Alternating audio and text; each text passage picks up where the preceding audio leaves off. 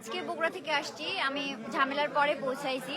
আমি জানি না দোষ কার কার ঠিক, আমি এটা বলতেছি না যে ভাইয়ার দোষ বা নাসা ভাইয়ার দোষ, আমি কারো দোষ দিচ্ছি না। আমি শুধু এতটুকু জানতে চাই, মানবিক কাজে এসছি আমরা এত দূর থেকে আসছি মানবিক কাজ করার জন্য। আমরা সবাই একসাথে মানবিক কাজ করব, আমরা কেন এগুলো করব? আমরা নিজেদের মধ্যে মারামারি কেন করব?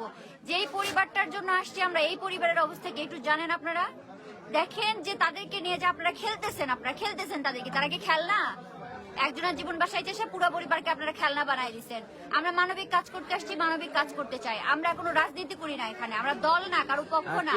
আমি চাই সবাই মিলে আপনারা ওই পরিবারের পাশে দাঁড়ান, পরিবারটাকে ভাসায় দিয়ে না। ওদেরকে নিয়ে খেলে দেখবেন দুই পক্ষ চলে যাবে, পরিবারটা মাঝখানে পড়ে থাকবে, ওদের ট্রিটমেন্ট হবে না, কেউ দেখবে না, শুধু ওদেরকে ইউজ করা হবে।